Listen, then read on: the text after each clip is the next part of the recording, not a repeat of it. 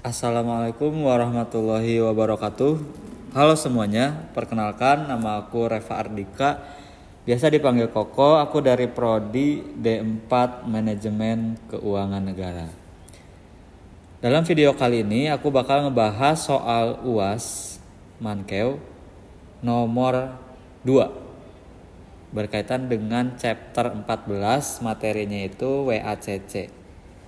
Nah, di sini udah ada tampilan Microsoft Excel yang mana dalam tabel-tabel ini tuh sudah memuat formula rumus-rumus.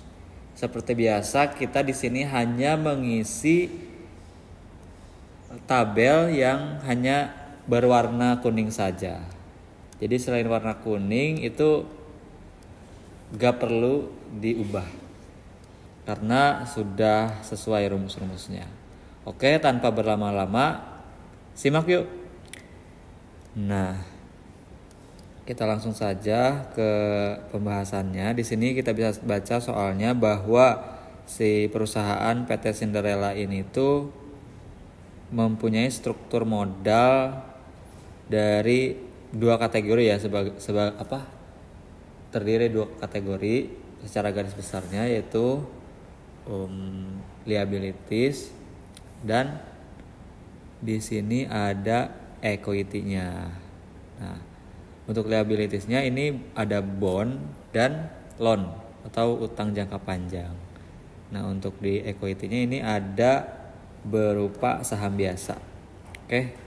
Di sini kita mulai pertama-tama dari bond dulu. Nah, untuk yang bond kita pakai yang langkah 1 dan langkah 1 lanjutan. Oke. Kita tahu informasinya bahwa bond ini tuh punya nilai par sebesar 3 miliar. Oke. Nilai par itu kata lainnya itu future value. Kita isi saja sebesar 3 miliar. Oke. Nah, selanjutnya ada informasi bahwa time to maturity 10 tahun dan coupon rate sebesar 12% dibayarkan secara quarterly. Nah, quarterly di sini itu awas jangan sampai ketuker ataupun salah. Maksudnya quarterly itu dengan 4 kali pembayaran. Berarti ini tuh bayarnya tiap 3 bulan sekali. Nah, dalam 1 tahun itu ada 4 kali. Maka N per-nya itu dikalikan dengan 4 sama dengan 10 dikali 4. Nah, jadi 40. Kemudian PMT-nya sama dengan par dikali coupon rate-nya tadi berapa? 12%. Nah, ini baru dibagi 4. Kalau N per dikali 4, kalau untuk menentukan PMT itu dibagi 4. Nah, selanjutnya itu kita terkait nilai jualnya, harga jual saat ini, harga pasarnya bond ini sebesar 2,95 miliar. Oke, kelebihan 0 nih. Nah, sip. Kenapa yang di sini masih number?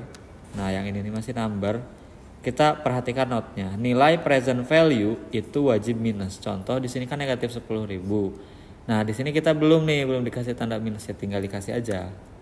Nah, jadi muncul kan? Sip. Oke.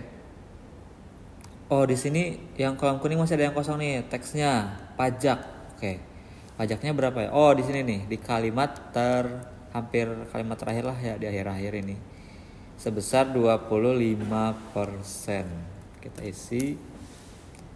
Nah, udah keubah kan yang birunya jadi after tax cost of debt tahunannya itu 9,22%. Oke. Nah, di sini juga udah keisi ya yang bond payable-nya. Oke, sinkron ya.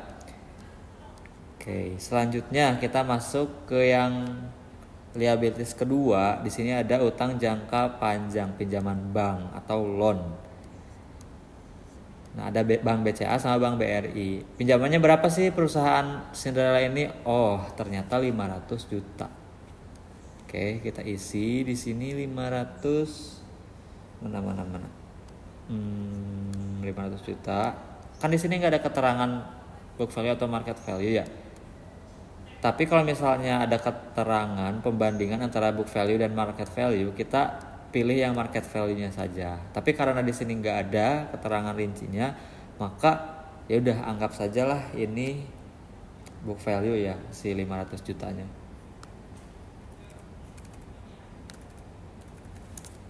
Oke, 500 juta. Sebenarnya bakal sama aja sih, mau diisi di book value atau market value juga. Nah, contoh ya, kita isinya di market value deh. Asal jangan dua-duanya diisi, awas. Salah satu aja. Nah, kan sama aja.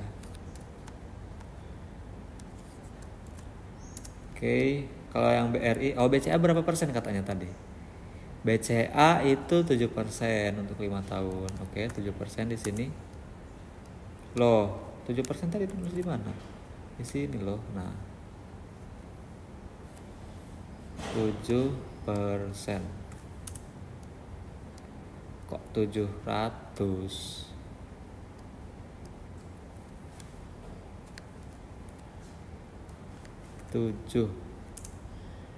Oh iya, 7,00, maaf.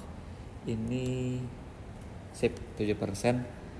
Kemudian 300 juta untuk BRI dan tingkat bunganya 6%. 6%. Oke, 6,00. Di sini berapa tadi? 300 juta BRI ini. Oke. Nah, kemudian ada apa lagi nih? Bond payable-nya tadi belum ya, yang 2,95 miliar. Udah. Ini kan market value-nya. Nah, ini baru kalau bond market value-nya. Sip. Tapi kalau yang di tabel ini jangan dikasih minus ya. Nah, supaya positif kita tinggal tambahin ini. Sip. Jadi supaya positif nih angka di sininya. Kan di sini minus. Nah, tapi kalau di tabel ini jangan sampai diminusin, teman-teman. Itu. Coba kalau jadi minus ya, kita lihat. Nah, kan jadi beda hasilnya. Oke, perlu penekanan. Kalau di tabel ini si harga pasar bondnya itu harus pakai minus penilaiannya. Apa ngisinya ya, harus pakai minus. Tapi ketika di tabel yang sebelah sini itu jangan sampai minus gitu hasilnya. Pokoknya tampilannya harus positif gitu di sini. Selanjutnya apa yang belum? Equity-nya sahamnya ya. Nilai harga pasar dari equity, oke, kita anggaplah saham biasa karena di sini nggak ada keterangan preference ataupun common stock. Nah, itu sebesar 1,5 miliar. 1,5 miliar kita isi di sini di market value-nya.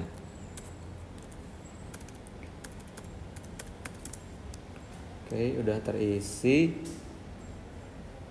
Nah, jangan sampai lupa di sini nih hitungan common stock cost of common equity-nya, teman-teman.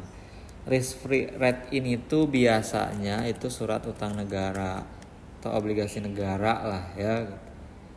Berapa persentasenya?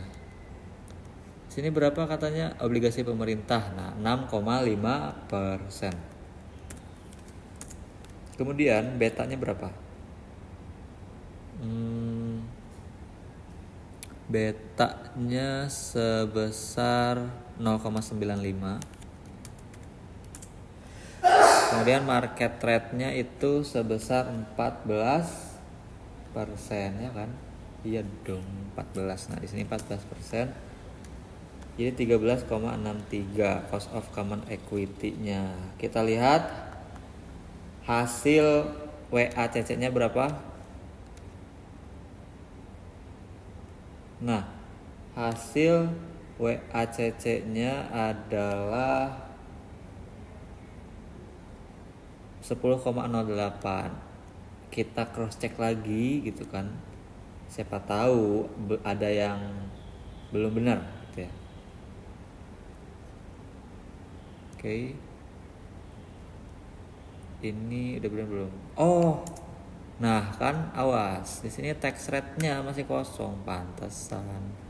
Kayak ada yang ngeganjel gitu kurang. Sip. Nah, Ini adalah hasilnya 9,83 WACC-nya, WACC akhir. Itulah langkah-langkah untuk menghitung WACC-nya ya teman-teman. Jadi sebenarnya nggak ada langkah yang kayak pasti tok gitu ya urutannya, cuman kita lebih menyesuaikan terhadap informasi di soal. Kebetulan di soal ini tuh urutannya seperti ini gitu.